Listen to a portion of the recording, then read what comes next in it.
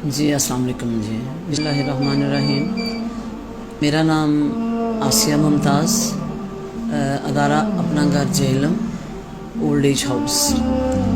آج میں آپ کو ایک ریسنٹلی جو ڈیتھ ہوئی ہے کل کہانی سنانے لگی ہوں۔ کہانی سنانے کا مقصد یہ نہیں ہے کہ میں لوگوں کو ایموشنل کروں، میرا صرف یہ پیغام ہوگا کہ خدا را اپنے والدین کا خیال کرے، ان کی قدر کرے۔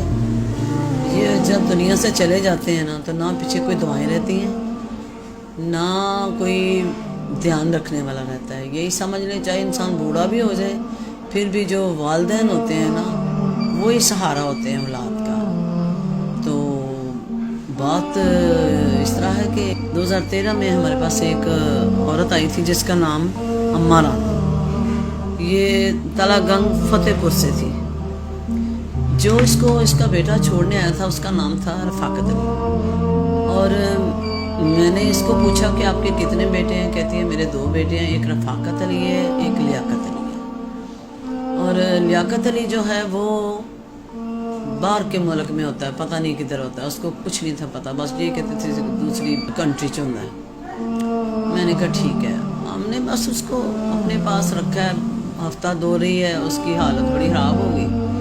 میں نے اس کے بیٹے کو فون کیا رفاقت علی کو کہ تمہاری ماں کی حالت ٹھیک نہیں ہے تو اس کو لے جاؤ، 2 دن اس کی خدمت کر لو۔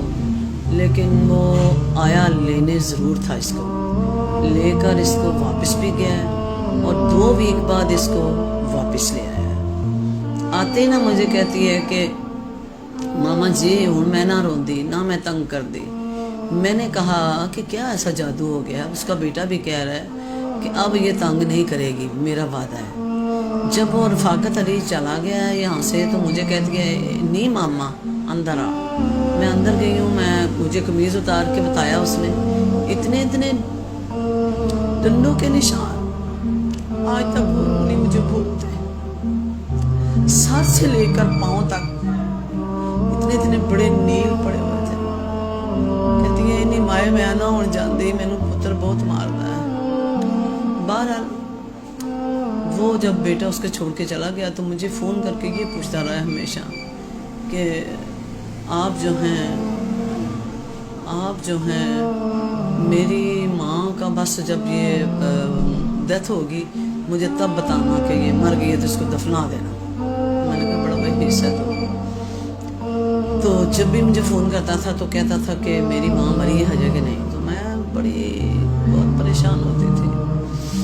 پھر یہ ہوا یہ کہ 9 ماہ پہلے اس کی نا آنکھوں کا ہم نے آپریشن کرایا، ذرا اس کی کم نظر آتا تھا، بالکل بلکہ نظر ہی نہیں تھا آتا۔ تو 9 ماہ پہلے پھر ہم نے اس کو بتایا کہ رفاقت علی تیری ماں کا ہم نے آپریشن کروایا، تو ذرا خبر ہی لینے آ جاتا۔ خبر کیا لینے آیا، اس کو اندر بٹھایا اس کو، تو اس کو آنکھوں میں انگلیاں مارنی شروع کر دی اس نے کہ تیرا آپریشن کیوں کرایا۔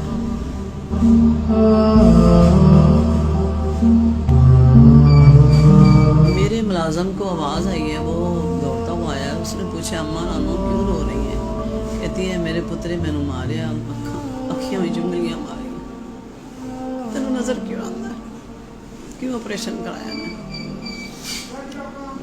دیکھیں جو بیٹا مجھے پوچھتا تھا کہ میری ماں مری ہے کہ نہیں، ٹھیک 1 ماہ بعد مجھے لاہور سے فون آتا ہے کسی شخص کا، انہوں نے مجھے پوچھا کہ یہاں پہ ایک اماں رانو رہتی ہیں، اس کی والدہ کا نام رانو ہے، تو ہماری نے ان سے بات کرا دیں۔ میں نے کہا وہ اس قابل نہیں ہے کہ بات کریں کیونکہ اس کا ذہن ٹھیک نہیں ہے۔ تو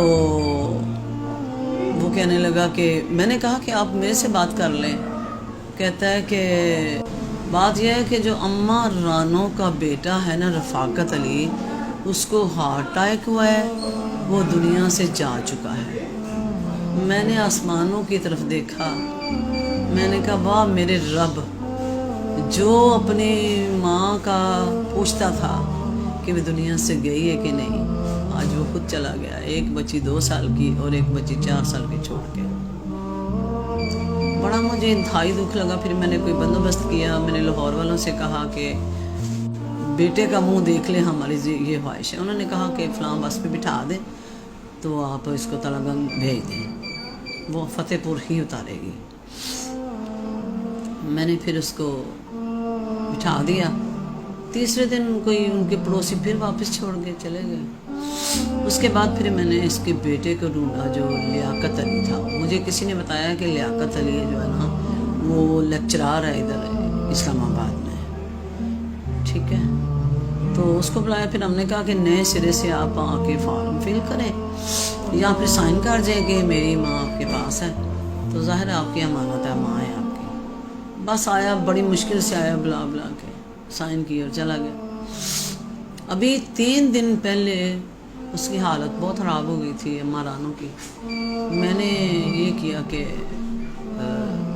میں نے اس کے بیٹے کو فون کیا لیاقت کو.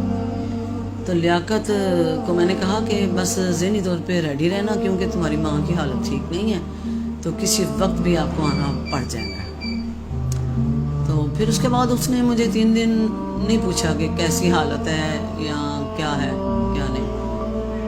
لہٰذا وہ کل جب اس کی ڈیتھ ہوئی ہے 3 بجے تو میں نے اس کو کال کی. میں نے کہا کہ لیاقت تیری والدہ دی ڈیتھ ہو گئی تے ہن کی کرنا ہے. کہتا نہیں گراؤں وچ نہ دسیو تے بس میں آمنا وا پیا. میں نے کہا ٹھیک ہے. تو میں نے اس سے پوچھا کہ کتنے بجے آؤ گے. کہتا ہے میں آؤں گا 9 بجے. ہم نے قبرگن کو کہہ دیا کہ 9 بجے قبر تیار رکھنا. اس نے قبر تیار کر لی. یہ 9:30 بجے پہنچ جائے تو آ کے بیٹھ گیا یہاں پہ. میں نے اسے پوچھا ہے, میں نے کہا تیری والدہ ہے 100 وگے زمین کی مالک ہے, 100 وگے زمین کی. تو میں نے کہا کہ اگر آپ اس کی قبر دفن کا کرنا چاہتے ہیں نا تو کر سکتے ہیں. کہتا میڈم آپ مجھے پہلے بتاتے میں پیسے تو لے کے آتا. مجھے اتنا شاکڈ ہوا.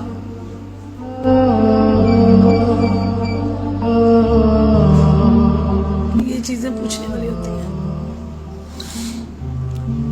کل سے میں بہت, میری طبیعت خراب ہے اسی وجہ سے کہ یا اللہ اولاد دینا, نیک دینا, صالحہ دینا, قدر کرنے والی دینا. اس کے بعد میں نے کہا ماں کا منہ تو دیکھ لے. کہتا دیکھ لینا. پھر میں نے کہا کہ ساتھ جاؤ, جا کے دفناؤ. تو گیا ہمارا ڈرائیور, ساتھ لے کر گیا اس کو. وہاں پہ میت رکھی ہے لوگوں کو اکٹھا کرنے کے لیے, جنازے کے لیے. ظاہر ہے ایک دم تو کوئی بھی نہیں آتا. وہاں پہ ایسے چوری بھاگا ہے کہ نہ تو اس نے جنازہ پڑھا ہے نہ اس نے مٹی ڈالی ہے.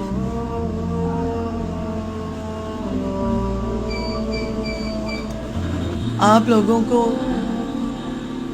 آج کل کی جو جنریشن ہے, پھر دوبارہ یہی کہنا چاہتی ہوں کہ پلیز اپنے والدین کی قدر کریں. ہم تو خدمت کے لیے بیٹھے ہوئے ہیں, ہم خدمت کر رہے ہیں. اللہ پاک ہمیں ہمت دے.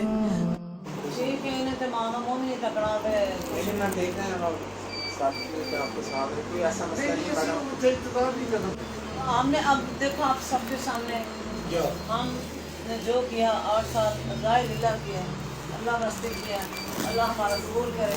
اور آج کا بھی قبر کا دفن کا وہ بھی ہم ہی کر رہے ہیں. اللہ ہمارا قبول کرے. میں یہ سارا اس آرگنائزیشن میں انہوں نے بہت میری ماں کی خدمت کی ہے اور یہ سارا 8 سال تک انہوں نے خدمت کی اور سارا کچھ. یہ جنازے کا بھی یہ کر رہے ہیں, قبر بھی سارے ایکسپینڈیچر یہ برداشت کر رہے ہیں. اور ان کا بہت زیادہ ہماری والدہ کا وہ مطلب خدمت بہت عمل کر رہے ہیں. اللہ تعالیٰ